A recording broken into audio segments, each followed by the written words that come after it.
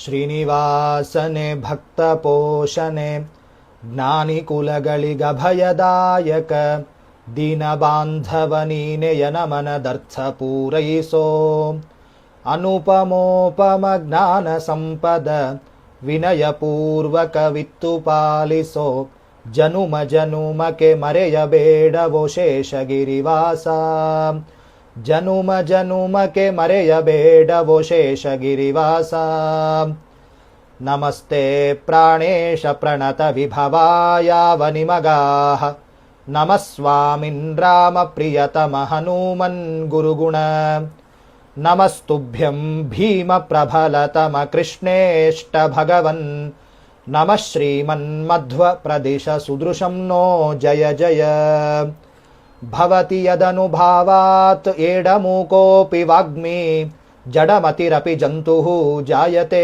ಪ್ರಾಜ್ಞಮೌಲಿಃ ಸಕಲವಚನ ಚೇತೋ ದೇವತಾ ಭಾರತೀ ಸಾ ಮಮ ವಚಸಿ ನಿಧತ್ತಾಂ ಸನ್ನಿಧಿಂ ಮಾನಸೇ ಚ ದುರ್ವಾದಿಧ್ವಾಂತರವಯೇ ವೈಷ್ಣವೇಂದೀವರೇಂದವೇ ಶ್ರೀ ರಾಘವೇಂದ್ರ ಗುರವೇ ನಮೋತ್ಯಂತ ದಯಾಲವೇ ಶ್ರೀ ಗುರುಭ್ಯೋ ನಮಃ ಹರಿ ಓಂ. ಬೇಸಿಗೆ ಕಾಲದ ಜ್ಞಾನಯಜ್ಞ, ಅಧಿಕ ಮಾಸದಲ್ಲಿ ಜ್ಞಾನಯಜ್ಞ ಆಗಬೇಕು ಅಂತ ಅಂತರ್ಜಾಲದ ಮೂಲಕ ಜ್ಞಾನಯಜ್ಞ ಆಗಬೇಕು ಅಂತ ಪರಮಪೂಜ್ಯ ಮಂತ್ರಾಲಯ ಮಠಾಧೀಶರು ಆಜ್ಞಾಪನೆ ಮಾಡಿದ್ದಾರೆ. ಹಾಗಾಗಿ ಅವರ ಆಜ್ಞಾನುಸಾರ ಈ ಅಂತರ್ಜಾಲದ ಜ್ಞಾನಯಜ್ಞ ನಡೀತಾ ಇದೆ. ಅಂತಹ ಪರಮಪೂಜ್ಯ ಶ್ರೀಪಾದಂಗಳವರ ಅಡಿದಾವರೆಗಳಲ್ಲಿ ನಾನು ನತಮಸ್ತಕನಾಗಿ ಪ್ರಹ್ಲಾದರಾಜರು ನರಸಿಂಹದೇವರ ಪ್ರಾದುರ್ಭಾವ ಆದಾಗ ಅದ್ಭುತವಾಗಿ ನರಸಿಂಹದೇವರನ್ನ ಸ್ತೋತ್ರ ಮಾಡಿದ್ದಾರೆ, ಕೊಂಡಾಡಿದ್ದಾರೆ. ಅದರ ಶ್ಲೋಕಗಳ ಚಿಂತನೆಯಲ್ಲಿ ನಾವಿದ್ದೇವೆ. 3ನೇ ದಿನದ ಜ್ಞಾನಯಜ್ಞ ಪ್ರಹ್ಲಾದರಾಜರು ಮಾಡಿದ ನರಸಿಂಹದೇವರ ಸ್ತೋತ್ರ. ನೈವಾತ್ಮನಃ ಪ್ರಭುರಯಂ ನಿಜಲಾಭ ಪೂರ್ಣೋ ಮಾನಂ ಜನಾದ ವಿದುಷಃ ಕರುಣೋ ವೃಣೀತೆ ಯದ್ಯಜ್ಜನೋ ಭಗವತೆ ವಿದಧೀತ ಮಾನಂ ತಚ್ಚಾತ್ಮನೆ ಪ್ರತಿಮುಖಸ್ಯ ಯಥಾ ಮುಖಶ್ರೀ. ಬಿಂಬ ಮತ್ತು ಪ್ರತಿಬಿಂಬ ಭಾವದ ಉಪಾಸನೆ ಮಾಡಬೇಕು ಅಂತ ಪ್ರಹ್ಲಾದರಾಜರು ಜಗತ್ತಿಗೆ ಸಂದೇಶವನ್ನು ಕೊಟ್ಟಿದ್ದಾರೆ. ತಚ್ಚಾತ್ಮನೆ ಪ್ರತಿಮುಖಸ್ಯ ಯಥಾ ಮುಖಶ್ರೀಹಿ. ದಾಸರಾಯರು ಕೂಡ ಇದೇ ಉಪಾಸನೆಯನ್ನು ಕೊಟ್ಟಿದ್ದು. ಉಪಾಸನಾ ಕ್ರಮ ಹೀಗಿರಬೇಕು ಅಂತ. ಬಿಂಬ ಮೂರುತಿಯ ಧ್ಯಾನ ಇಂಬಾಗಿ ಮಾಡಲು ಇಂಬು ಕೊಡುವವನೋ ವಿಜಯ ವಿಠ್ಠಲ ರೇಯ.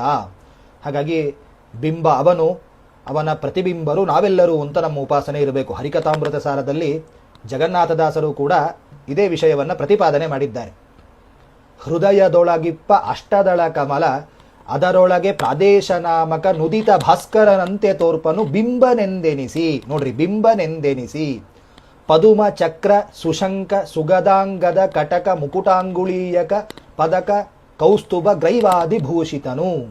ಹಾಗಾಗಿ ಬಿಂಬನೆಂದೆನಿಸಿ ಬಿಂಬ ಮತ್ತು ಪ್ರತಿಬಿಂಬ ಭಾವದ ಉಪಾಸನೆ ನಾವು ಮಾಡಬೇಕು ಅನ್ನುವ ದಾಸರಾಯರ ಅಭಿಪ್ರಾಯವನ್ನು ಇಲ್ಲಿ ಪ್ರಹ್ಲಾದರಾಜರು ಕೂಡ ಅದೇ ಉಪಾಸನೆಯನ್ನು ನಮಗೆ ಸಂದೇಶದ ಮೂಲಕ ಕೊಡ್ತಾ ಇದ್ದಾರೆ. ತಸ್ಮಾದಹಂ ವಿಗತ ವಿಕ್ಲವ ಈಶ್ವರಸ್ಯ ಸರ್ವಾತ್ಮನಾ ನಹಿ ಗೃಣಾಮಿ ಯಥಾ ಮನೀಶಂ ನೀಚೋ ಜಯ ಗುಣ ವಿಸರ್ಗಮನು ಪ್ರವಿಷ್ಟಃ ಪೂಯೇತ ಯೇನ ಹಿ ಪುಮಾನನುವರ್ಣಿತೇನ. ಭಗವಂತನನ್ನ ಭಕ್ತಿಯಿಂದ ಮಾತ್ರ ಗೆಲ್ಲಲಿಕ್ಕೆ ಸಾಧ್ಯ. ಹಿಂದಿನ ಶ್ಲೋಕದಲ್ಲೆಲ್ಲ ಹೇಳಿದ್ದಾರೆ. ಸತ್ಕುಲ ಪ್ರಸೂತಿ ಧನ ಅಭಿಜನ ಶೌಚ ತಪಃ ಯಾವುದರಿಂದಲೂ ಪರಮಾತ್ಮನನ್ನ ಒಲಿಸಿಕೊಳ್ಳಲಿಕ್ಕೆ ಸಾಧ್ಯ ಇಲ್ಲ. ಭಕ್ತ್ಯಾ ತುತೋಷ ಭಗವಾನ್ ಅನುಯೂಥಪಾಯ ಅಂತ ಹಿಂದಿನ ಶ್ಲೋಕದಲ್ಲಿ ಭಕ್ತಿ ಮುಖ್ಯ ಅನ್ನುವ ಸಂದೇಶವನ್ನ ಜಗತ್ತಿಗೆ ಪ್ರಹ್ಲಾದರಾಜರು ಕೊಟ್ಟಿದ್ದಾರೆ. ಭಕ್ತಿಯಿಂದ ಮಾತ್ರ ಪರಮಾತ್ಮನನ್ನು ಒಲಿಸ್ಕೊಳ್ಳಿಕ್ಕೆ ಸಾಧ್ಯ. ದೇವರನ್ನ ನಾನು ಪೂರ್ತಿಯಾಗಿ ಸ್ತೋತ್ರ ಮಾಡಿಬಿಡ್ತೀನಿ, ದೇವರ ಗುಣಗಳನ್ನೆಲ್ಲ ತಿಳ್ಕೊಳ್ತೀನಿ, ದೇವರನ್ನ ಪೂರ್ತಿಯಾಗಿ ಹೊಗಳ್ತೀನಿ ಅಂದ್ರೂ ಕೂಡ ಅದು ಸಾಧ್ಯ ಇಲ್ಲ. ದೇವರನ್ನ ಪೂರ್ತಿಯಾಗಿ ನಾನು ತಿಳ್ಕೊಂಡಿದ್ದೇನೆ ಅಂದರೆ ಅವನು ಏನೂ ತಿಳ್ಕೊಂಡಿಲ್ಲ ದೇವರ ವಿಷಯದಲ್ಲಿ ಅಂತ ಅರ್ಥ.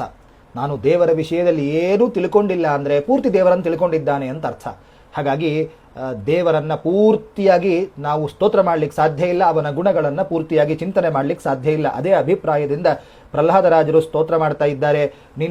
ನನ್ನ ಯೋಗ್ಯತೆ ಎಷ್ಟಿದೆಯೋ ಅಷ್ಟೇ ಪರಮಾತ್ಮ ನರಸಿಂಹ ನಿನ್ನನ್ನು ನಾನು ಸ್ತೋತ್ರ ಮಾಡ್ತೀನಿ. ಈಶ್ವರಸ್ಯ ಸರ್ವಾತ್ಮನ ನ ಗೃಣಾಮಿ, ನಿನ್ನ ಪೂರ್ತಿಯಾದ ಗುಣಗಳನ್ನು ತಿಳ್ಕೊಳ್ಳಿಕ್ಕೆ ಸಾಧ್ಯ ಇಲ್ಲ. ಯಥಾ ಮನೀಷಂ, ನನ್ನ ಬುದ್ಧಿಗೆ ತೋಚಿದಷ್ಟು ನಾನು ಸ್ತೋತ್ರವನ್ನು ಮಾಡ್ತೀನಿ. ನಮಗೊಂದು ಪ್ರಶ್ನೆ ಬರುತ್ತೆ, ಪರಮಾತ್ಮನನ್ನ ಪೂರ್ತಿಯಾಗಿ ಸ್ತೋತ್ರ ಮಾಡ್ಲಿಕ್ಕೆ ಆಗೋದಿಲ್ಲ ಅಂತ ಪ್ರಹ್ಲಾದರಾಜರು ಹೇಳಿದ್ರು, ಪರಮಾತ್ಮನ ಗುಣಗಳನ್ನು ಪೂರ್ತಿಯಾಗಿ ತಿಳ್ಕೊಳ್ಳಿಕ್ಕೂ ಸಾಧ್ಯ ಇಲ್ಲ ಅಂತ ಪ್ರಹ್ಲಾದರಾಜರು ಹೇಳಿದ್ರು. ಮತ್ಯಾಕೆ ನಾವು ಗದ್ಲಕ್ಕೆ ಹೋಗಬೇಕು, ಮತ್ಯಾಕೆ ನಾವು ಟೆನ್ಷನ್ ತಗೋಬೇಕು, ಸುಮ್ಮನೆ ಸ್ತೋತ್ರ ಆದರೂ ಯಾಕೆ ಮಾಡಬೇಕು, ಬಿಟ್ಟು ಬಿಡೋಣ ಅಂತಂದ್ರೆ ಹಾಗಲ್ಲ. ದೇವರ ಗುಣಗಳನ್ನು ಪೂರ್ತಿಯಾಗಿ ನಾವು ಚಿಂತನೆ ಮಾಡ್ಲಿಕ್ಕೆ ಆಗೋದಿಲ್ಲ ಅನ್ನೋದು ಸತ್ಯ. ಒಬ್ಬ ಕವಿ ಚೆನ್ನಾಗಿ ಹೇಳ್ತಾನೆ, ದೇವರ ಗುಣಗಳನ್ನು ಪೂರ್ತಿಯಾಗಿ ತಿಳ್ಕೊಳ್ಳಿಕ್ಕೆ ಆಗಲ್ಲ. ಅಸಿತ ಗಿರಿ ಸಮಂ ಸ್ಯಾತ್ ಕಜ್ಜಲಂ ಸಿಂಧು ಪಾತ್ರೆ. ಒಬ್ಬ ಕವಿ ವರ್ಣನೆ ಮಾಡ್ತಾನೆ, ಸಕಲ ವಿದ್ಯೆಗೆ ಅಭಿಮಾನಿ ದೇವತೆಯಾಗಿರ್ತಕ್ಕಂತಹ ಸರಸ್ವತಿ ಒಮ್ಮೆ ತೀರ್ಮಾನ ಮಾಡಿದ್ಲಂತೆ, ಪರಮಾತ್ಮನ ಗುಣಗಳನ್ನು ಪೂರ್ತಿಯಾಗಿ ತಿಳ್ಕೊಂಡು ಬಿಡೋಣ. ಸರಸ್ವತಿ ಆಲೋಚನೆ ಮಾಡಿದ್ಲು. ಅಷ್ಟೇ ಅಲ್ಲ, ಒಂದು ಕಡೆ ಬರೆದಿಟ್ಟು ಬಿಡೋಣ ಅಂತ, ಮುಂದೆ ಬರೋರಿಗೂ ಅನುಕೂಲ ಆಗುತ್ತೆ. ಇಷ್ಟು ಪರಮಾತ್ಮನ ಗುಣಗಳಿವೆ ಅಂತ ಯಾರಾದರೂ ಈ ನೋಟ್ಸನ್ನು, ಈ ಪುಸ್ತಕವನ್ನು ತೆಗೆದು ಓದಿದಾಗ ಎಲ್ರಿಗೂ ಅರ್ಥ ಆಗ್ಬಿಡುತ್ತೆ. ಅದನ್ನೆಲ್ಲ ಬರೆದಿಡೋಣ ಅಂತ ತೀರ್ಮಾನ ಮಾಡಿ, ಅಸೀತ ಗಿರಿ ಸಮಂ ಸ್ಯಾತ್, ಮಸಿ ಬೇಕು, ಇಂಕ್ ಬೇಕು ಬರೀಲಿಕ್ಕೆ, ಇಂಕು ಕಲಿಸುವ ಒಂದು ಪಾತ್ರೆ ಬೇಕು. ಆ ಪಾತ್ರೆಯನ್ನ, ಇಂಕನ್ನ, ಮಸಿಯನ್ನ ಅವಳೇ ತಯಾರು ಮಾಡಿಕೊಂಡ್ಲು. ಯಾವ ಪಾತ್ರೆಗಳಲ್ಲಿ ಮಸಿಯನ್ನ ಬಳಸಬೇಕು, ಸೃಷ್ಟಿ ಮಾಡ್ಕೊಳ್ಬೇಕು, ಮಸಿಯನ್ನ ಯಾವ ಪಾತ್ರೆಯಲ್ಲಿ ಕಲಿಸ್ಬೇಕು ಅಂದ್ರೆ ಕಜ್ಜಲಂ ಸಿಂಧು ಪಾತ್ರೆ, ಇಡೀ ಸಮುದ್ರಗಳನ್ನೇ ಪಾತ್ರೆಯನ್ನಾಗಿ ಮಾಡಿದ್ಲು. ಆಮೇಲೆ ಮಂದರ ಪರ್ವತವನ್ನ ಪುಡಿ ಪುಡಿ ಪುಡಿ ಮಾಡಿ ಸಾಗರದಲ್ಲಿ ಕಲಿಸಿದ್ಲು. ಕಲಿಸಿ ಮಸಿಯನ್ನ ತಯಾರು ಮಾಡಿಕೊಂಡ್ಲು ಸರಸ್ವತಿ. ಸುರತರು ವರಶಾಖ ಲೇಖನಿ ಪತ್ರ ಮುರ್ವಿ, ಕಲ್ಪವೃಕ್ಷದ ಒಂದು ಕೊಂಬೆಯನ್ನ ತಗೊಂಡ್ಲು, ಅದನ್ನ ಲೇಖನಿಯನ್ನಾಗಿ ಮಾಡಿಕೊಂಡ್ಲು. ಬರೀಲಿಕ್ಕೆ ಪೇಪರ್ ಬೇಕಲ್ಲ, ಬರೀಲಿಕ್ಕೆ ಪುಸ್ತಕ ಬೇಕು, ಭೂಮಿಯನ್ನೇ ತಗೊಂಡ್ಲು. ಇಷ್ಟೆಲ್ಲ ವ್ಯವಸ್ಥೆ ಮಾಡಿಕೊಂಡು ಸರಸ್ವತಿ ಬರದೇ ಬಿಡ್ತೀನಿ ಅಂತ ಕೂತಿದ್ದಾಳೆ. ಬರದದ್ದು ಮುಗಿತಾನೇ ಇಲ್ಲ, ಅದು ಮುಗಿಯೋದೂ ಇಲ್ಲ ಅಂತ ಕವಿ ವರ್ಣನೆ ಮಾಡ್ತಾನೆ. ಅಷ್ಟು ಪರಮಾತ್ಮ ಕಲ್ಯಾಣ ಗುಣಪರಿಪೂರ್ಣನಾಗಿದ್ದಾನೆ. ನಾರಾಯಣ ಪಂಡಿತಾಚಾರ್ಯರು ಕೂಡ ಸುಮಧ್ವಿಜಯದಲ್ಲಿ ಹೇಳ್ತಾರೆ, ನರಮಾಪಿ ಪದಾಂಗುಲೀಲ ಸನ್ನಖಧೂರ ಜದನಂತ ಸದ್ಗುಣಾನ್ ಅನಂತ ಸದ್ಗುಣಾನ್ ಗಣಯೇದ್ ಗಣಯಂತ್ಯನಾರತಂ ಪರಮಾನ್ ಕೋಸ್ಯ ಪರೋ ಗುಣಾನ್ ವದೇತ್. ಲಕ್ಷ್ಮೀ ದೇವಿಯೂ ಕೂಡ ಪರಮಾತ್ಮನ ಕಾಲಿನ ಉಗುರ್ನಲ್ಲಿರುವ ಇರ್ತಕ್ಕಂತಹ ಗುಣಗಳನ್ನು ಇನ್ನು ಎಣಿಸ್ತಾನೆ ಇದ್ದಾಳೆ. ಕಾಲಿನ ಉಗುರ್ನಲ್ಲಿರ್ತಕ್ಕಂತಹ ಗುಣಗಳನ್ನೇ ಲೆಕ್ಕಾಚಾರ ಹಾಕ್ತಾ ಇದ್ದಾಳೆ ಲಕ್ಷ್ಮೀ ದೇವಿ. ಯಾವಾಗಲೂ ಪರಮಾತ್ಮನ ಹತ್ರನೇ ಇರ್ತಾಳೆ. ಹಾಗಾಗಿ ಅಂತಹ ಲಕ್ಷ್ಮೀ ದೇವಿ ಪರಮಾತ್ಮನ ಗುಣಗಳನ್ನು ಎಣಿಸ್ತಾನೆ ಇದ್ದಾಳೆ. ನಮ್ಮ ಕೈಲಿ ಪರಮಾತ್ಮನ ಗುಣಗಳನ್ನು ಪೂರ್ತಿ ತಿಳ್ಕೊಂಡು ಅವನನ್ನು ಸ್ತೋತ್ರ ಮಾಡ್ಲಿಕ್ಕೆ ಸಾಧ್ಯನಾ? ಹಾಗಾಗಿ ಬೇಡ, ಪರಮಾತ್ಮನ ಸ್ತೋತ್ರವನ್ನು ಮಾಡೋದೇ ಬೇಡ. ಒಂದು ಕೆಲಸ ಮುಗಿಯುತ್ತೆ ಅಂತಾದರೆ, ಒಂದು ಕೆಲಸದ ಲಿಮಿಟ್ ಇಷ್ಟೇ ಅಂತಾದರೆ ಕೆಲಸ ಮಾಡುವ ಮನುಷ್ಯನಿಗೆ ಉತ್ಸಾಹ ಬರುತ್ತೆ, ಬೇಗ ಬೇಗ ಕೆಲಸ ಮಾಡ್ಕೊಂಡು ಹೋಗ್ತಾನೆ. ಒಂದು ಅಂತ್ಯ ಅಂತ ಇರುತ್ತೆ, ಎಂಡ್ ಅಂತ ಒಂದು ಇರುತ್ತೆ. ಆದರೆ ಪರಮಾತ್ಮನ ಸ್ತೋತ್ರ ಮುಗಿಯೋದೇ ಇಲ್ಲ, ಅವನ ಗುಣಗಳನ್ನು ಅರ್ಥ ಮಾಡ್ಕೊಳ್ಳಿಕ್ಕೆ ಸಾಧ್ಯವೇ ಇಲ್ಲ. ಜನ್ಮ ಜನ್ಮಾಂತರದಲ್ಲಿ ಹುಟ್ಟಿದ್ರು ಕೂಡ ಅಂತಂದ್ರೆ ಸ್ತೋತ್ರ ಆದರೂ ಯಾಕೆ ಮಾಡೋಣ, ಆ ಗೋಜಿಗೆ ಹೋಗೋದು ಬೇಡ ಅಂತ ಕೂಡಬೇಡ್ರಿ. ಪ್ರಹ್ಲಾದರಾಜರು ಯಥಾ ಮನೀಷಂ, ನಮ್ಮ ಯೋಗ್ಯತೆಗೆ ಅನುಸಾರವಾಗಿ ಪರಮಾತ್ಮನ ಸ್ತೋತ್ರವನ್ನು ಮಾಡೋಣ. ನಭಃ ಪತಂತ್ಯಾತ್ಮ ಸಮಂ ಪತತ್ರಿಣಃ. ಈ ಪಕ್ಷಿಗಳು ಹಾರ್ತಾ ಇರ್ತವೆ. ಎಷ್ಟು ಹಾರ್ತವೆ? ಆಕಾಶವನ್ನು ದಾಟಿ ಅಂತೂ ಹಾರ್ಲಿಕ್ಕೆ ಯಾವ ಪಕ್ಷಿಗೂ ಸಾಧ್ಯ ಇಲ್ಲ, ಯೋಗ್ಯತೆ ಇಲ್ಲ, ಶಕ್ತಿ ಇಲ್ಲ. ಆದರೂ ಕೂಡ ತಮ್ಮ ರೆಕ್ಕೆಯಲ್ಲಿ ಎಷ್ಟು ಶಕ್ತಿ ಇದೆಯೋ ತಮ್ಮ ಯೋಗ್ಯತೆ ಅನುಸಾರವಾಗಿ ಆಕಾಶದಲ್ಲೆಲ್ಲ ಹಾರ್ತಾ ಇರ್ತವೆ. ಅದೇ ರೀತಿ ಗರುಡನನ್ನು ನೋಡಿ ಗುಬ್ಬಿ ಸುಮ್ಮನೆ ಕೂಡಲ್ಲ ಮೂಲೆಗೆ. ಗರುಡ ಅಷ್ಟು ಎತ್ತರದಲ್ಲಿ ಗರುಡ ಹಾರ್ತಾ ಇದ್ದಾನೆ, ನನಗೆ ಹಾರ್ಲಿಕ್ಕೆ ಆಗೋದಿಲ್ಲ, ಹಾಗಾಗಿ ನಾನು ಹಾರೋದೇ ಇಲ್ಲ ಅಂತ ಗುಬ್ಬಿ ಸುಮ್ಮನೆ ಕೂತಿದೆಯಾ? ಇಲ್ಲ, ಗುಬ್ಬಿಗೆ ಸಣ್ಣ ಪಕ್ಷಿ ಅದಕ್ಕೆ ಎಷ್ಟು ಯೋಗ್ಯತೆ ಇದೆಯೋ ಅಷ್ಟು ಹಾರಾಟ ನಡೆಸುತ್ತದು. ಹಾಗಾಗಿ ಪ್ರಹ್ಲಾದರಾಜರು ನಮಗೆ ಸಂದೇಶವನ್ನು ಕೊಟ್ಟರು, ಪರಮಾತ್ಮನನ್ನ ನಿನ್ನ ಯೋಗ್ಯತೆ ಎಷ್ಟಿದೆಯೋ ಅಷ್ಟು ಸ್ತೋತ್ರ ಮಾಡು, ಪರಮಾತ್ಮ ಸ್ತೋತ್ರಕ್ಕೆ ಒಲಿತಾನೆ, ಸುಮ್ಮನೆ ಕೂಡಬೇಡ. ಪರಮಾತ್ಮ ನೀನು ಅನಂತ ಕಲ್ಯಾಣ ಗುಣ ಪರಿಪೂರ್ಣನಾಗಿದ್ದೆ ಅಂತ ಆ ನಿನ್ನ ಗುಣಗಳನ್ನು ಎಣಿಸ್ಲಿಕ್ಕೆ ಸಾಧ್ಯವೇ ಇಲ್ಲ, ಲಕ್ಷ್ಮೀ ದೇವಿಯೂ ಎಣಿಸ್ತಾ ಇದ್ದಾಳೆ ಅನ್ನುವ ಭಾವನೆ ಇಟ್ಟುಕೊಂಡು ನಿನ್ನ ಯೋಗ್ಯತೆಗೆ ಅನುಗುಣವಾಗಿ ಪರಮಾತ್ಮನ ಸ್ತೋತ್ರವನ್ನು ಮಾಡು, ಪರಮಾತ್ಮ ಪ್ರೀತನಾಗ್ತಾನೆ ಅಂತ ಅದ್ಭುತವಾದ ಸಂದೇಶವನ್ನು 6ನೇ ಶ್ಲೋಕದ ಮೂಲಕ ಪ್ರಹ್ಲಾದರಾಜರು ನಮಗೆ ನೀಡಿ ಮುಂದಿನ ಶ್ಲೋಕವನ್ನು ಉದ್ಗಾರ ತೆಗಿತಾರೆ. ತದ್ಯಚ್ಚ ಮನ್ಯುಮಸುರಶ್ಚ ಹತಸ್ತ್ವಯಾದ್ಯ ಮೋದೇತ ಸಾಧುರಪಿ ವೃಶ್ಚಿಕ ಸರ್ಪಹತ್ಯಾ ಲೋಕಾಶ್ಚ ನಿರ್ವೃತಿಮಿತಾ ಪ್ರತಿಯಾಂತು ಸರ್ವೇ ರೂಪಂ ನೃಸಿಂಹ ವಿಭವಾಯ ಜನ ಸ್ಮರಂತಿ. ಅದ್ಭುತವಾದ ಶ್ಲೋಕ. ಬ್ರಹ್ಮದೇವರು ಅವರನ್ನು ಮುಂದಕ್ಕೆ ಕಳಿಸಿದರು. ಪ್ರಹ್ಲಾದ, ನಿನಗೋಸ್ಕರವಾಗಿಯೇ ಪರಮಾತ್ಮ ಇಂಥ ವಿಶಿಷ್ಟವಾದ ರೂಪವನ್ನು ಧಾರಣೆ ಮಾಡಿಕೊಂಡು ಬಂದಿದ್ದಾನಪ್ಪ, ಹಾಗಾಗಿ ನೀನೇ ಮುಂದೆ ಹೋಗಿ ಸ್ತೋತ್ರ ಮಾಡು ಅಂತ ಮುಂದಕ್ಕೆ ಕಳಿಸಿದ್ರು. ಅದನ್ನ ಪ್ರಹ್ಲಾದರಾಜರು ಈ ಶ್ಲೋಕದ ಮೂಲಕ ಮಾಡ್ತಾ ಇದ್ದಾರೆ. ಅಸುರಃ ತ್ವಯ ಹತಃ. ಎಲ್ಲ ಸಜ್ಜನರಿಗೂ ನಮ್ಮಪ್ಪ ಹಿರಣ್ಯಕಶಿಪು ಕಂಟಕನಾಗಿದ್ದ, ಅತೀ ದುಷ್ಟನಾಗಿದ್ದ. ಒಂದೇ ಒಂದು ಒಳ್ಳೆ ಕೆಲಸವನ್ನ ನನ್ನ ತಂದೆ ಮಾಡಿಲ್ಲ. ನರಸಿಂಹ ಒಂದೇ ಒಂದು ಕೆಲಸವನ್ನ ಮಾಡಿಲ್ಲ. ಗೋಹತ್ಯೆಯನ್ನ ಮಾಡಿದ, ಎಷ್ಟೋ ಗರ್ಜನೆಗಳನ್ನ ಮಾಡಿ ಬ್ರಾಹ್ಮಣರಿಗೆ ತೊಂದರೆ ಕೊಟ್ಟ, ಯಜ್ಞಗಳನ್ನ ನಿಲ್ಲಿಸಿದ, ಎಷ್ಟೋ ಕೆಟ್ಟ ಕೆಟ್ಟ ಕೆಲಸಗಳನ್ನು ಮಾಡಿದ್ದಾನೆ. ಅಂತಹ ಒಬ್ಬ ಅಸುರಃ ತ್ವಯ ಹತಃ, ಅಂತಹ ಕೆಟ್ಟ ರಾಕ್ಷಸ ನಿನ್ನಿಂದ ಇವತ್ತು ಪ್ರಾಣ ಕಳ್ಕೊಂಡಿದ್ದಾನೆ. ಎಲ್ಲರಿಗೂ ಕೂಡ ಸಾಧುಹು ಅಪಿ, ಎಲ್ಲರಿಗೂ ಕೂಡ ಸಂತೋಷ ಆಗಿದೆ. ಲೋಕಕಂಟಕನಾದ ಹಿರಣ್ಯಕಶಿಪುವನ್ನ ಪರಮಾತ್ಮ ಬಂದು ನಾಶ ಮಾಡಿದ್ದಾನೆ, ಅವನ ಕಾಟ ಇನ್ಮುಂದೆ ಇರೋದಿಲ್ಲ ಅಂತ ಎಲ್ಲ ಸಜ್ಜನರಿಗೂ ಖುಷಿಯಾಗಿದೆ. ಹಾಗಾಗಿ ಅಂತಹ ಲೋಕಾಶ್ಚ ನಿರ್ವೃತಿ ಮಿತಾ ಪ್ರತಿಯಾಂತು ಸರ್ವೇ ರೂಪಂ ನೃಸಿಂಹ ವಿಭವಾಯ ಜನಾ ಸ್ಮರಂತಿ. ನಿನ್ನ ರೂಪವನ್ನ ಜನರು ಪ್ರಾರ್ಥನೆ ಮಾಡ್ತಾರೆ, ಮೇಲಿಂದ ಮೇಲೆ ಸ್ಮರಣೆ ಮಾಡ್ತಾರೆ. ಯಾಕೆ ಅಂದರೆ ತಮ್ಮೆಲ್ಲ ವಿಘ್ನಗಳನ್ನು ಕಳ್ಕೊಳ್ಳಿಕ್ಕೆ. ಪ್ರಹ್ಲಾದರಾಜರು ಈ ಶ್ಲೋಕದ ಮೂಲಕ ಇಡೀ ಜಗತ್ತಿಗೆ ಏನು ಸಂದೇಶ ಕೊಟ್ಟರು ಅಂದರೆ, ಜೀವನದಲ್ಲಿ ವಿಘ್ನಗಳ ಭಯ ಇದೆಯಾ? ವಿಘ್ನಗಳು ತುಂಬ ಕಾಡ್ತಾ ಇವೆ, ನರಸಿಂಹದೇವರ ಉಪಾಸನೆಯನ್ನು ಮಾಡ್ರಿ. ಜೀವನದಲ್ಲಿ ಅನೇಕ ಶತ್ರುಗಳು ಕಾಟ ಕೊಡ್ತಾ ಇದ್ದಾರೆ. ದೇಹದ ಒಳಗಿರ್ತಕ್ಕಂತಹ ಶತ್ರುಗಳು, ದೇಹಕ್ಕೆ ಕಾಟ ಕೊಡ್ತಕ್ಕಂತಹ ಶತ್ರುಗಳು, ಕಾಮ, ಕ್ರೋಧ, ಲೋಭ, ಮೋಹ, ಮದ, ಮಾತ್ಸರ್ಯಗಳು ಕಾಡ್ತಾ ಇವೆ. ನರಸಿಂಹದೇವರ ಉಪಾಸನೆಯನ್ನ ಮಾಡ್ರಿ. ಅನೇಕ ಶತ್ರುಗಳು ಪೀಡಿಸ್ತಾ ಇದ್ದಾರೆ, ನರಸಿಂಹದೇವರ ಉಪಾಸನೆಯನ್ನ ಮಾಡ್ರಿ. ರೂಪಂ ನೃಸಿಂಹ ವಿಭವಾಯ ಜನಾಹ ಸ್ಮರಂತಿ. ತಮ್ಮ ಎಲ್ಲ ವಿಘ್ನಗಳನ್ನ ಪರಿಹಾರ ಮಾಡಿಕೊಳ್ಳಿಕ್ಕೋಸ್ಕರ ನರಸಿಂಹ ಸಜ್ಜನರು ನಿನ್ನನ್ನು ಸ್ಮರಣೆ ಮಾಡ್ತಾ ಇದ್ದಾರಪ್ಪ. ಇಲ್ಲೊಂದು ಈ ಶ್ಲೋಕದಲ್ಲಿ ಅತ್ಯಂತ ವಿಶೇಷವನ್ನ ನಾವು ಗಮನಿಸಬಹುದು. ನನ್ನ ಅಪ್ಪ ಹಿರಣ್ಯಕಶಿಪು ಅವನು ಸತ್ತ ಅಂತ ನನ್ನ ತಂದೆ ಅಂತ ಪದ ಪ್ರಯೋಗವನ್ನು ಪ್ರಹ್ಲಾದರಾಜರು ಮಾಡಿಲ್ಲ. ನಾನು ಮೊನ್ನೆಯ ಉಪನ್ಯಾಸದಲ್ಲೇ ಹೇಳಿದೆ, ಇದು ಏಕಾಂತದಲ್ಲಿ ಕೂತು ತುಂಬ ಲಕ್ಷ್ಯ ಕೊಟ್ಟು ಬರೆದಿರ್ತಕ್ಕಂತಹ ಸ್ತೋತ್ರ ಅಲ್ಲ. ವಿಪ್ರಾತ್ ದ್ವಿಷಡ್ಗುಣಯುತಾದ್ ಅರವಿಂದನಾಭ, ಅಲ್ಲಿ ವಿಪ್ರಾತ್ ಏಕವಚನವನ್ನು ಪ್ರಯೋಗ ಮಾಡಿದ್ದಾರೆ ಪ್ರಹ್ಲಾದರಾಜರು. ಒಬ್ಬ ಅಸುರ ಎಲ್ಲ ಬ್ರಾಹ್ಮಣರಿಗೆ ಬೈದು ಬಿಟ್ಟ ಅಂತ ಪ್ರಶ್ನೆ ಬಂದರೆ ವಿಪ್ರಾತ್, ಎಲ್ರಿಗೂ ಬೈದಿದ್ದಲ್ಲ, ಏಕವಚನವನ್ನು ಪ್ರಯೋಗ ಮಾಡಿದ್ದೀನಿ ನಾನು. ಬೇಕಾದಷ್ಟು ಜನರು ಬ್ರಾಹ್ಮಣರಿದ್ದಾರೆ, 100ರಲ್ಲಿ ಒಬ್ಬ ಬ್ರಾಹ್ಮಣನ ಕಥೆ ಇದು ಅಂತ. ಹಾಗಾಗಿ ಏಕವಚನವನ್ನ ಪ್ರಯೋಗ ಮಾಡುವುದರ ಮೂಲಕ ಆ ಸೂಕ್ಷ್ಮತೆಯನ್ನ ಪ್ರಪಂಚಕ್ಕೆ ತಿಳಿಸಿಕೊಟ್ರು ಪ್ರಹ್ಲಾದರಾಜರು. ಇಲ್ಲೂ ಹಾಗೆ ತ್ವಯ ಅಸುರಃ ಹತಃ, ಅಸುರಃ ಅನ್ನುವ ಪದವನ್ನ ಪ್ರಹ್ಲಾದರಾಜರು ಬಳಸಿದ್ದಾರೆ. ನನ್ನ ತಂದೆ ಅಂತ ಹೇಳಲಿಲ್ಲ. ನನ್ನ ತಂದೆಗಿಂತ ಅವನು ದೊಡ್ಡ ಅಸುರ, ಇಡೀ ಲೋಕದ ಸಜ್ಜನರಿಗೆ ತೊಂದರೆಯನ್ನೇ ಕೊಡ್ತಾ ಇದ್ದ ಅಂತಹ ಒಬ್ಬ ಅಸುರ ಇವತ್ತು ನಿನ್ನಿಂದ ಪ್ರಾಣ ಕಳ್ಕೊಂಡಿದ್ದಾನೆ. ಆಮೇಲೆ ಹಾಗಂತ ನಾವು ಪ್ರಹ್ಲಾದರಾಜರನ್ನ ತಪ್ಪಾಗಿ ತಿಳ್ಕೊಳ್ಳಿಕ್ಕೂ ಇಲ್ಲ. ಯಾಕೆಂದರೆ ಒಬ್ಬ ದೈತ್ಯ ಅನ್ನುವುದರ ಮೂಲಕ ತನ್ನ ತಂದೆ ಸತ್ರೂ ಕೂಡ ಪ್ರಹ್ಲಾದರಾಜರಿಗೆ ಬೇಜಾರಾಗಲಿಲ್ಲ ಅಂತನೂ ಇಲ್ಲ. ಯಾಕೆಂದರೆ ಎಂಥ ಕೆಟ್ಟ ಕೆಲಸ ಮಾಡಲಿ, ಎಂಥ ಒಳ್ಳೆಯ ಕೆಲಸ ಮಾಡಲಿ, ತಂದೆ ತಾಯಿಗಳು ಯಾವತ್ತಿದ್ರೂ ಮಕ್ಕಳಿಗೆ ಬೇಕು, ಮಕ್ಕಳು ಯಾವತ್ತಿದ್ರೂ ತಂದೆಗೆ ಬೇಕು, ತಂದೆ ತಾಯಿಗಳಿಗೆ ಬೇಕು. ಹಾಗಾಗಿ ಪ್ರಹ್ಲಾದರಾಜರು ಕೂಡ ಹಾಗೆ ಒಬ್ಬ ಅಸುರಹ ಅಂತ ಅನ್ನುವ ಮೂಲಕ ಈ ರೀತಿ ಪ್ರಹ್ಲಾದರಾಜರ ಮೇಲೆ, ತಂದೆಯ ಮೇಲೆ, ತಂದೆ ಸತ್ತಿದ್ದೇ ಒಳ್ಳೆಯದಾಯಿತು, ತಂದೆಯ ಮೇಲೆ ಪ್ರೀತಿಯೇ ಇಲ್ಲ ಅಂತ ಪ್ರಹ್ಲಾದರಾಜರು ತಿಳ್ಕೊಂಡಿದ್ದಾರೆ ಅಂತ ಭಾವಿಸಬಾರ್ದು. ತಸ್ಮಾತ್ ಪಿತಾಮೇ ಪೂಯೇತ, ಮುಂದೆ ಅವರೇ ಪ್ರಾರ್ಥನೆ ಮಾಡ್ತಾರೆ ನರಸಿಂಹದೇವರಿಗೆ, ನಿನ್ನಿಂದ ನನ್ನ ತಂದೆ ಪ್ರಾಣ ಕಳ್ಕೊಂಡ ದುಷ್ಟ, ಅವನನ್ನು ದಯವಿಟ್ಟು ಉದ್ಧಾರ ಮಾಡಪ್ಪ ನರಸಿಂಹ ಅಂತ ಪ್ರಾರ್ಥನೆ ಮಾಡ್ತಾರೆ. ಒಂದು ವೇಳೆ ಪ್ರೀತಿ ಇರಲಿಲ್ಲ, ಕಾಳಜಿ ಇರಲಿಲ್ಲ ಅಂದರೆ ನನ್ನ ತಂದೆ ಅಂತೂ ಹೋಗ್ಬಿಟ್ಟಿದ್ದಾನೆ, ನನಗೆ ಒಳ್ಳೆ ಪಟ್ಟ ಕೊಡು, ನನಗೆ ಅಧಿಕಾರವನ್ನು ಕೊಡು, ನನಗೆ ಪ್ರಸನ್ನನಾಗು ಅಂತ ಪ್ರಾರ್ಥನೆ ಮಾಡ್ಬೋದಾಗಿತ್ತು ಪ್ರಹ್ಲಾದರಾಜರು. ಕಾಳಜಿ ಇದ್ದದ್ದಕ್ಕೆ, ತಂದೆ ಅನ್ನುವ ಭಾವನೆ ಇದ್ದದ್ದಕ್ಕೆ ಅವನು ಎಂಥ ಕೆಟ್ಟ ಕೆಲಸ ಮಾಡಿದರೂ ಕೂಡ ತಸ್ಮಾತ್ ಪಿತಾಮೇ ಪೂಯೇತ, ಅವನನ್ನು ಉದ್ಧಾರ ಮಾಡಪ್ಪ ನರಸಿಂಹ ಅಂತ ಪ್ರಹ್ಲಾದನೇ ಮುಂದೆ ಪ್ರಾರ್ಥನೆ ಮಾಡ್ತಾರೆ. ಹಾಗಾಗಿ ಅವರನ್ನು ತಪ್ಪು ತಿಳ್ಕೊಳ್ಬಾರ್ದು. ಎಲ್ಲ ಸಜ್ಜನರಿಗೂ ಅನುಗ್ರಹವನ್ನು ಮಾಡಿದಿ ನರಸಿಂಹ ನೀನು ಬಂದು ಅಂತ ಪ್ರಾರ್ಥನೆ ಮಾಡ್ತಾರೆ. ಇನ್ನೊಂದು ಅದ್ಭುತವಾದ ಶ್ಲೋಕ ಇದೆ.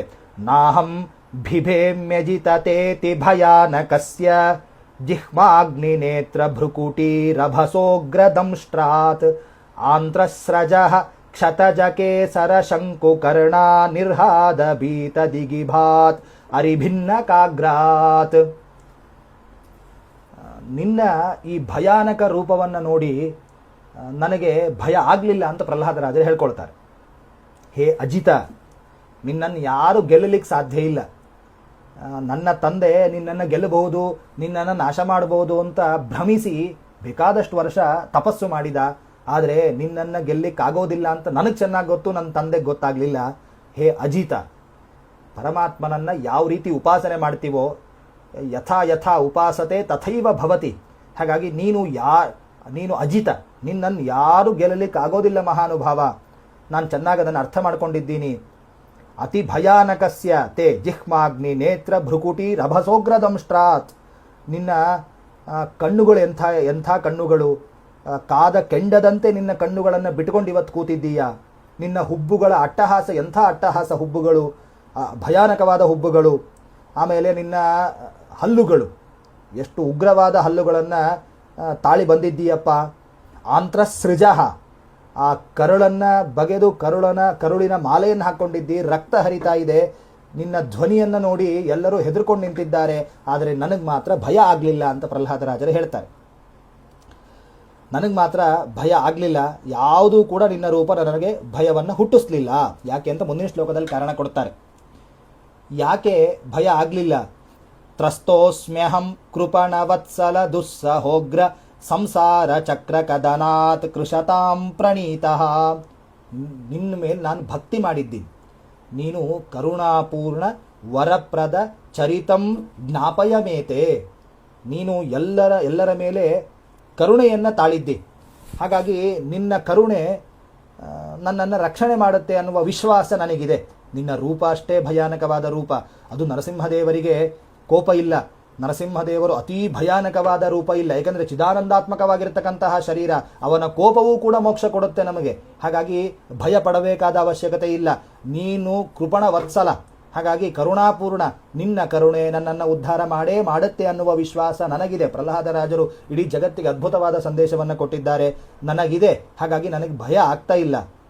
ಇನ್ನೊಂದು ಪ್ರಶ್ನೆ, ಹಾಗಾದರೆ ಯಾವುದರಿಂದ ಭಯ ಆಯಿತು?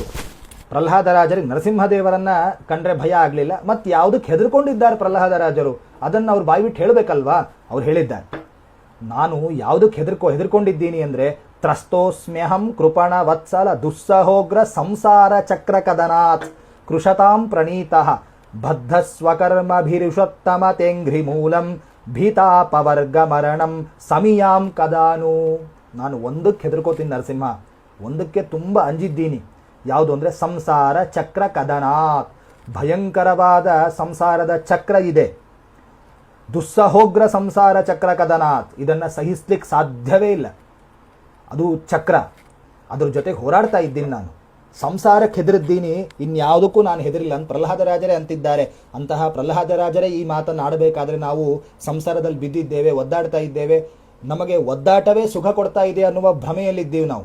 ಸಂಸಾರ ಅತೀ ಸುಖ ಇದೆ, ಒಳ್ಳೆ ದುಡ್ಡನ್ನು ಸಂಪಾದನೆ ಮಾಡ್ತಾ ಇದ್ದೀನಿ, ಎಲ್ಲ ಬಂಧುಗಳು ಸ್ನೇಹದಿಂದಿದ್ದಾರೆ, ಎಲ್ಲ ಸ್ನೇಹಿತರು ಪ್ರೀತಿಯನ್ನು ತೋರಿಸ್ತಾ ಇದ್ದಾರೆ, ಹಾಗಾಗಿ ತುಂಬ ಸುಖ ಇದೆ ನನ್ನ ಸಂಸಾರ ಅಂತ. ಅದು ಭ್ರಮೆ. ಸಂಸಾರ ಅಂದ್ರನೇ ದುಃಖ. ಮುಂದೆ ಪ್ರಹ್ಲಾದರಾಜರೇ ಹೇಳ್ತಾರೆ, ಯಾವ ಯೋನಿಯಲ್ಲೂ ಖುಷಿ ಇಲ್ಲ. ಹಾಗಾಗಿ ಸಂಸಾರ ಅಂದ್ರನೇ ದುಃಖ, ಆ ದುಃಖದಲ್ಲೂ ನಾವು ಖುಷಿಯಾಗಿದ್ದೀವಿ ಅನ್ನುವ ಭ್ರಮೆಯಲ್ಲಿರ್ತೀವಿ. ಹಾಗಾಗಿ ಬದ್ಧ ಸ್ವಕರ್ಮಭಿರುಷತ್ತಮ ತೇಂಘ್ರಿ ಮೂಲಂ. ಈ ಸಂಸಾರ ಪರಿಹಾರ ಮಾಡ್ಕೊಳ್ಳಿಕ್ಕೆ ಏನು ಮಾಡಬೇಕು? ಅಂಘ್ರಿ ಮೂಲಂ ಕದಾನು ಸಮೀಯಾಂ. ತೇಂಘ್ರಿ ಮೂಲಂ, ನಿನ್ನ ಪಾದವನ್ನು ಆಶ್ರಯಿಸಬೇಕು ಮನುಷ್ಯ. ಹಾಗಾಗಿ ನಿನ್ನ ಪಾದವನ್ನು ಯಾವಾಗ ಆಶ್ರಯಿಸ್ತಾನೋ ನೀನು ಪ್ರಸನ್ನನಾಗ್ತಿ ಅವನ ಮೇಲೆ. ಅವನು ಈ ಘೋರವಾದ ಸಹಿಸಲು ಅಶಕ್ಯವಾದ ಸಂಸಾರದಿಂದ ಬಿಡುಗಡೆ ಹೊಂದುತ್ತಾನೆ. ಹಾಗಾಗಿ ನಾನು ಅದಕ್ಕೆ ಹೆದರ್ತಾ ಇದ್ದೀನಿ, ಇನ್ಯಾವುದಕ್ಕೂ ನಾನು ಹೆದರಲ್ಲ ಅಂತ ಪ್ರಹ್ಲಾದರಾಜರು ನರಸಿಂಹದೇವರ ಸ್ತೋತ್ರವನ್ನು ಮಾಡುವುದರ ಮೂಲಕ ಪ್ರಪಂಚಕ್ಕೆ ಸಂದೇಶವನ್ನು ಕೊಡ್ತಾ ಇದ್ದಾರೆ. ಈ ಇನ್ನೊಂದು ಪ್ರಶ್ನೆ, ನಾನಾಗಲೇ ಅದನ್ನು ಹೇಳಿದೆ, ಸಂಸಾರ ಅನಾದಿ, ಸಂಸಾರಕ್ಕೆ ಅಂತ್ಯ ಅಂತಿಲ್ಲ, ಸಂಸಾರ ಅನಾದಿ. ಹಾಗಾಗಿ 84 ಲಕ್ಷ ಜೀವರಾಶಿಗಳನ್ನು ದಾಟಿ ಬಂದ ಈ ಶರೀರ. ಹಾಗಾಗಿ ಈ ಯೋನಿಯಲ್ಲಿ, ಮನುಷ್ಯ ಯೋನಿಯಲ್ಲಿ ಹುಟ್ಟಿದ್ದೇವೆ, ಈ ಯೋನಿಯಲ್ಲಿ ದುಃಖ ಇರ್ಬೋದೇನೋ, ಮುಂದಿನ ಜನ್ಮಕ್ಕೆ ಬೇರೆ ಯೋನಿಯಲ್ಲಿ ಹುಡ್ತೀವಿ ನಾವು. ಆ ಯೋನಿಯಲ್ಲಿ ಖುಷಿ ಇರ್ಬೋದು. ಮತ್ತು ಇನ್ನೊಂದು ಜನ್ಮದಲ್ಲಿ ಬೇರೆ ಯೋನಿಯಲ್ಲಿ ಹುಡ್ತೀವಿ, ಆ ಯೋನಿಯಲ್ಲಾದರೂ ಖುಷಿ ಇರ್ಬೋದು. ಮನುಷ್ಯರಾಗಿ ಹುಟ್ಟಿದ್ದಕ್ಕೆ ಟೆನ್ಷನ್ನು, ಬಿ ಪಿ, ಶುಗರು, 108 ರೋಗಗಳು. ಹಾಗಾಗಿ ಮನುಷ್ಯ ಯೋನಿಯಲ್ಲಿ ಮಾತ್ರ ದುಃಖ. ಪ್ರಹ್ಲಾದರಾಜರೇ, ಸಂಸಾರ ಸಹಿಸ್ಲಿಕ್ಕೆ ಆಗೋದಿಲ್ಲ, ಆ ಚಕ್ರದ ಜೊತೆಗೆ ಯುದ್ಧ ಮಾಡಿ ಮಾಡಿ ಸೋತಿದ್ದೇನೆ ಅಂತ ಯಾಕೆ ನೀವು ಬೇಜಾರು ಮಾಡ್ಕೊಳ್ತೀರಿ ಅಂತಂದರೆ, ಇಲ್ಲ, ಯಾವ ಯೋನಿಯಲ್ಲೂ ಕೂಡ ಸಂಸಾರದಲ್ಲಿ ದುಃಖ ಇದ್ದದ್ದೇ ಅಂತ ಪ್ರಹ್ಲಾದರಾಜರು ಮತ್ತೊಂದು ಸಂದೇಶವನ್ನು ಕೊಟ್ಟರು. ಯಸ್ಮಾತ್ ಪ್ರಿಯ ಪ್ರಿಯ ವಿಯೋಗ ಸುಯೋಗ ಜನ್ಮ ಶೋಕಾಗ್ನಿನ ಸಕಲ ಯೋನಿಷು ದಹ್ಯಮಾನ ದುಃಖೌಷಧಂ ತದಪಿ ದುಃಖಮತದ್ಧಿಯಾಹಂ ಭೂಮನ್ ಭ್ರಮಾಮಿ ವದಮೇ ತವ ದಾಸ್ಯ ಯೋಗಂ. ಸಕಲ ಯೋನಿಷು ಶೋಕಾಗ್ನಿನ ಸಕಲ ಯೋನಿಷು ದಹ್ಯಮಾನಃ. ಯಾವ ಯೋನಿಯಲ್ಲಿ ಬಂದರೂ ಕೂಡ ಸಂಸಾರದಲ್ಲಿ ಬಿದ್ದಿದ್ದಾನೆ ಅಂದರೆ ದುಃಖ ಖಾಯಂ. ಯಾವ ಯೋನಿ ಅವನಿಗೆ ಬಂದರೂ ಕೂಡ, ಅವನ ದೇಹಕ್ಕೆ ಯಾವ ಯೋನಿ ಬಂದರೂ ಕೂಡ ಆ ಯೋನಿಯಲ್ಲಿ ದುಃಖ ಇದೆ. ದುಃಖೌಷಧಂ, ಕರ್ಮವನ್ನು ಮಾಡ್ತಾ ಇರ್ತಾನೆ ಸಂಸಾರದಲ್ಲಿ ಬಂದ ಮೇಲೆ. ಕುರುವನ್ನೇವೇಹ ಕರ್ಮಾಣಿ, ಆದ್ದರಿಂದ ಕರ್ಮವನ್ನು ಮಾಡ್ತಾನೆ. ಕರ್ಮ ಮಾಡಿದಷ್ಟು ದುಃಖ ಜಾಸ್ತಿ ಅವನಿಗೆ. ಹಾಗಾಗಿ ನಾನು ಭ್ರಮಾಮಿ, ಭ್ರಮೆ ಅವನಿಗೆ, ಚೆನ್ನಾಗಿ ಬದುಕ್ತಾ ಇದ್ದೇನೆ, ನನ್ನ ಹೆಂಡತಿ ಎಷ್ಟು ಚೆನ್ನಾಗಿ ನನ್ನನ್ನು ನೋಡ್ಕೊಳ್ತಾ ಇದ್ದಾಳೆ, ಮಕ್ಕಳು ಎಷ್ಟು ಚೆನ್ನಾಗಿ ನನ್ನನ್ನು ಪ್ರೀತಿ ಮಾಡ್ತಾರೆ ಅಂತ ಭ್ರಮೆಯಲ್ಲಿ, ದುಃಖದಲ್ಲೇ ಭ್ರಮೆಯಲ್ಲಿ ಬದುಕ್ತಾ ಇದ್ದಾನೆ. ಅವನ ಭ್ರಮೆ ಮಾತ್ರ ಅದು. ಇದು ಪರಿಹಾರ ಆಗಲಿಕ್ಕೆ ತದಪಿ ದಾಸ್ಯ ಯೋಗಂ, ನಿನ್ನ ದಾಸನಾಗಬೇಕು. ಯಾವತ್ತೂ ಕೂಡ ದಾಸನಾದರೆ ಭಯ ಇಲ್ಲ ನೋಡ್ರಿ. ಯಾರು ಯಜಮಾನ ಅಂತ ಇರ್ತಾನೋ ಅವನಿಗೆ ಟೆನ್ಷನ್ ಜಾಸ್ತಿ. ಏಕೆಂದರೆ ಎಲ್ಲ ವರ್ಕರ್ಸಿಗೂ ಸಂಬಳ ಕೊಡಬೇಕು, ಲಾಭವನ್ನು ಹುಡುಕಬೇಕು. ನಷ್ಟ ಆದರೆ ಬೇಜಾರು ಮಾಡ್ಕೊಳ್ತಾನೆ. 108 ಟೆನ್ಷನ್ಗಳು. ಒಬ್ಬ ಯಜಮಾನ ಅಂತಾದರೆ, ಒಬ್ಬನಿಗೆ ದಾಸ ಅಂತಾದರೆ ಅವನಿಗೇನು ಟೆನ್ಷನ್ ಇಲ್ಲ. ಮನೆ ಯಜಮಾನ ಭಾರೀ ಟೆನ್ಷನ್ನಿಂದ ಇರ್ತಾರೆ. ಮನೆಯಲ್ಲಿರೋರೆಲ್ಲ ಯಜಮಾನನ ಮೇಲೆ ಭಾರ ಹಾಕಿ ಇವರು ಆರಾಮಾಗಿರ್ತಾರೆ. ಹಾಗಾದರೆ ದಾಸ್ಯದಲ್ಲಿ ಸುಖ ಇದೆ, ದಾಸ್ಯದಲ್ಲಿ ನೆಮ್ಮದಿ ಇದೆ. ಪ್ರಹ್ಲಾದರಾಜರು ಅದನ್ನೇ ಹೇಳ್ತಾ ಇರೋದು. ಏನು ಕೊರತಿಲ್ ಎಲ್ಲಿ ನೋಡಲು, ನಿನ್ನ ದಾಸಗೆ ಏನು ಕೊರತಿಲ್ ಎಲ್ಲಿ ನೋಡಲು, ನೀನೇ ವ್ಯಾಪ್ತನಾಗಿರಲಿಕ್ಕೆ ಅಂತ ದಾಸರಾಯರು ಹೇಳ್ತಾರೆ. ಹಾಗಾಗಿ ನನಗೇನು ಟೆನ್ಷನ್ ಇಲ್ಲಪ್ಪ, ನನಗೇನು ದುಃಖ ಇಲ್ಲಪ್ಪ, ನನಗೇನು ಜಂಜಾಟ ಇಲ್ಲಪ್ಪ, ನಿನ್ನ ದಾಸನಾಗಿದ್ದೀನಿ ನಾನು. ಅದೇ ಪ್ರಹ್ಲಾದರಾಜರು ಹೇಳ್ತಾ ಇದ್ದಾರೆ. ನಿನ್ನ ದಾಸನಾದರೆ ಆರಾಮಾಗಿ ಅವನು ಸಂಸಾರವನ್ನು ದಾಟಬಹುದು.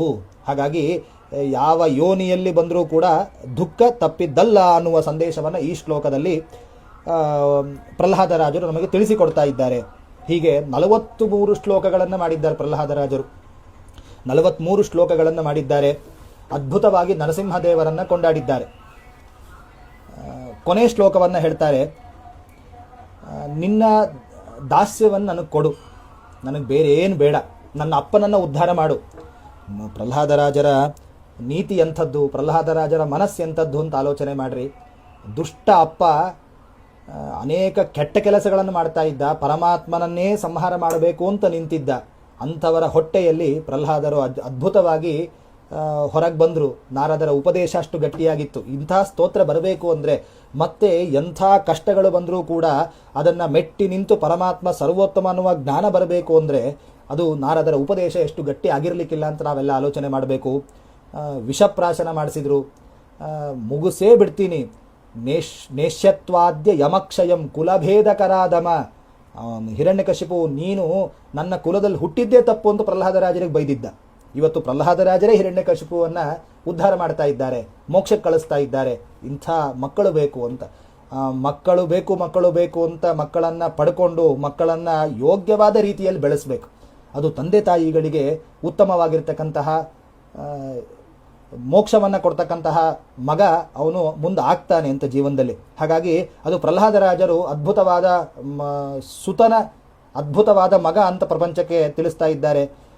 ತತ್ವೇ ಮನೋ ದರುಶನೆ ದೃಗಪಿಸ್ತು ತೌಚ ವಾಕ್ಕರ್ಮಣಿಹ್ಯಪಿ ಕರೌ ಶ್ರವಣಂ ಕಥಾಯಾಂ ಸಂಸೇವಯಾ ತ್ವಯಿ ವಿನೇತಿ ಷಡಂಗಯಾ ಕಿಂ ಭಕ್ತಿಂ ಜನಃ ಪರಮಹಂಸ ಗತೌ ಲಭೇತ. 43ನೇ ಶ್ಲೋಕ. ಕೊನೆ ಶ್ಲೋಕದಲ್ಲಿ ಪ್ರಾರ್ಥನೆ ಮಾಡ್ತಾರೆ, ನನ್ನ ಮನಸ್ಸು ಯಾವಾಗಲೂ ನಿನ್ನಲ್ಲಿರಲಿ, ಇರುವಂತೆ ನೀನು ನನಗೆ ಅನುಗ್ರಹವನ್ನು ಮಾಡಬೇಕು. ನನ್ನ ಮನಸ್ಸು ಯಾವಾಗಲೂ ನಿನ್ನ ಧ್ಯಾನದಲ್ಲೇ ಇರಬೇಕು. ದರುಶನೇ ದೃಗಪಿ ಸ್ತುತೌಚ.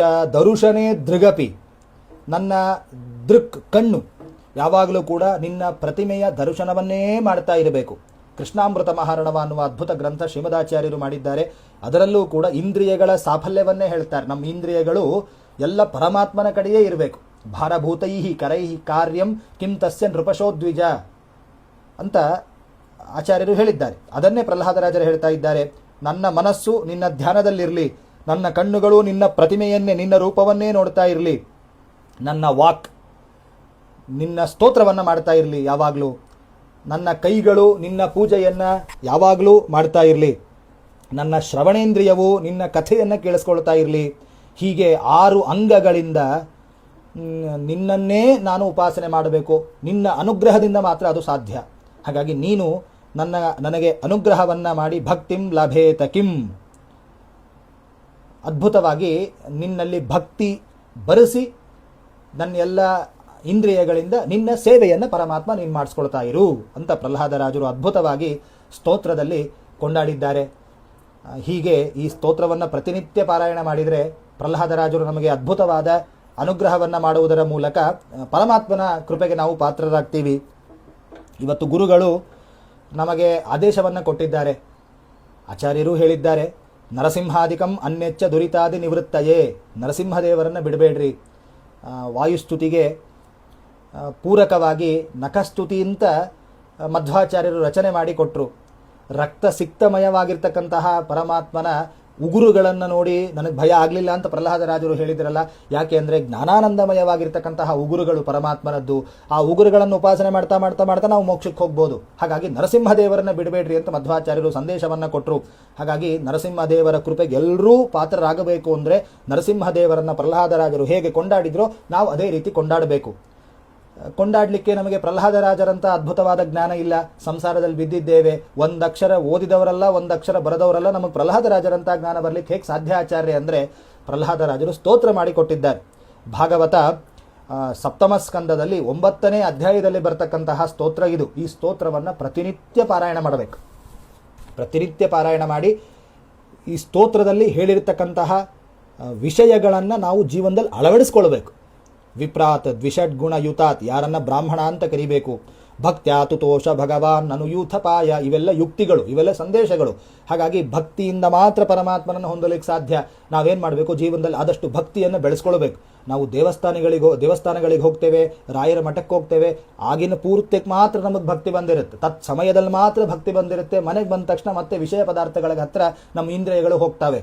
ಹಾಗಾಗಿ ಆದಷ್ಟು ಎಲ್ಲ ಸಮಯದಲ್ಲೂ ಪರಮಾತ್ಮನ ಮೇಲೆ ಭಕ್ತಿ ಬರಬೇಕು ಅಂತ ಪ್ರಹ್ಲಾದರಾಜರು ಸಂದೇಶವನ್ನು ಕೊಟ್ಟರು. ಈ ಎಲ್ಲ ವಿಷಯಗಳನ್ನು ಜೀವನದಲ್ಲಿ ನಿಧಾನವಾಗಿ ಬಲವಂತವಾಗಿ ನಾವು, ಕಲಿ ಪ್ರಭಾವ ಜಾಸ್ತಿ ಇದೆ, ಹಾಗಾಗಿ ಕಲಿ ಬಿಡೋದಿಲ್ಲ, ಬಲವಂತವಾಗಿ ನಾವು ಅಳವಡಿಸಿಕೊಳ್ತಾ ಹೋದಾಗ ಪ್ರಹ್ಲಾದರಾಜರ ಸ್ತೋತ್ರದ ಚಿಂತನೆ ಅದು ನಮಗೆ ಅರ್ಥಪೂರ್ಣವಾಗುತ್ತೆ. ಪ್ರಹ್ಲಾದರಾಜರಂಥ ಜ್ಞಾನ ಇಲ್ಲದೇ ಇದ್ರೂ ಕೂಡ ಪ್ರಹ್ಲಾದರಾಜರು ಹೇಳಿದ ವಿಷಯವನ್ನು ನಾವು ಮನನ ಮಾಡ್ತಾ ಇದ್ದಾಗ ನಾವು ಪ್ರಹ್ಲಾದರಾಜರಂಥ ಅದ್ಭುತವಾದ ಪರಮಾತ್ಮನನ್ನು ಒಲಿಸಿಕೊಳ್ಳಲಿಕ್ಕೆ ಸಾಧ್ಯ. ಈ ಸಂಸಾರದಿಂದ ಬಿಡುಗಡೆ ಹೊಂದಲಿಕ್ಕೆ ಸಾಧ್ಯ. ಹಾಗಾಗಿ ಗುರುಗಳು ಅಂತರ್ಜಾಲದ ಮೂಲಕ ಜ್ಞಾನಯಜ್ಞ ನಡೀಲಿ ಅಂತ ಆದೇಶವನ್ನು ಕೊಟ್ಟಿದ್ದಾರೆ. ಅದರಲ್ಲಿ ನನಗೆ ಪ್ರಹ್ಲಾದರಾಜರು ಮಾಡಿರ್ತಕ್ಕಂತಹ ನರಸಿಂಹ ಸ್ತೋತ್ರದ ಬಗ್ಗೆ ಉಪನ್ಯಾಸ ಮಾಡಬೇಕು ಅಂತ ಆದೇಶ ಮಾಡಿದರು. ಅವರ ಆದೇಶವನ್ನು ಶಿರಸಾವಹಿಸಿ ನಾನು ಒಂದೆರಡು ಮಾತನಾಡಲಿಕ್ಕೆ ಪ್ರಯತ್ನ ಪಟ್ಟಿದ್ದೀನಿ. ಹಾಗಾಗಿ ವಾಕ್ಶುದ್ಧಿಯನ್ನು ಮಾಡಿಕೊಂಡಿದ್ದೀನಿ. ಪರಮಾತ್ಮನ ವಿಷಯವನ್ನು ಹೊಗಳಿದ್ರೆ, ಪ್ರಹ್ಲಾದರಾಜರು ಮಾಡಿರ್ತಕ್ಕಂತಹ ಸ್ತೋತ್ರವನ್ನು ಹೇಳಿದರೆ ವಾಕ್ಶುದ್ಧಿ ಆಗುತ್ತೆ. ಹಾಗಾಗಿ ಗುರುಗಳ ಆಜ್ಞೆಯನ್ನು ಶಿರಸಾ ಪಾಲಿಸಿ ನನ್ನ ವಾಕ್ಶುದ್ಧಿಗೋಸ್ಕರ ನಾನು ಉಪನ್ಯಾಸವನ್ನು ಮಾಡಿದ್ದೀನಿ. ಇದರಲ್ಲಿ ಏನಾದರೂ ದೋಷಗಳಿದ್ದರೆ ಅವೆಲ್ಲ ದೋಷಗಳು ನಂದು. ಗುಣಗಳು ಅಂತ ಕಾಣಲಿಕ್ಕೆ ಸಾಧ್ಯ ಇಲ್ಲ. ಒಂದೆರಡು ಗುಣಗಳು ಅಂತ ಎಲ್ಲಾದರೂ ಕಂಡ್ರೆ ಅದು ನನಗೆ ಉಪದೇಶ ಮಾಡಿರ್ತಕ್ಕಂತಹ ಗುರುಗಳ ಅದ್ಭುತವಾಗಿರ್ತಕ್ಕಂತಹ ಮಂತ್ರಾಕ್ಷತೆಯ ಬಲ ಅಂತ ಗುರುಗಳ ಕಾರುಣ್ಯವನ್ನು ಸ್ಮರಣೆ ಮಾಡ್ತಾ ಈ ನನ್ನ ವಾಕ್ಪುಷ್ಪವನ್ನು ಗುರುರಾಜರ ಅಂತರ್ಯಾಮಿಯಾಗಿರ್ತಕ್ಕಂತಹ ಮೂಲರಾಮಚಂದ್ರ ದೇವರ ಅಭಿನ್ನನಾಗಿರ್ತಕ್ಕಂತಹ ನರಸಿಂಹದೇವರಿಗೆ ಅರ್ಪಿಸ್ತಾ ಇದ್ದೇನೆ. ಶ್ರೀ ಕೃಷ್ಣಾರ್ಪಣಮಸ್ತು, ಶ್ರೀ ಮಧ್ವೇಶಾರ್ಪಣಮಸ್ತು.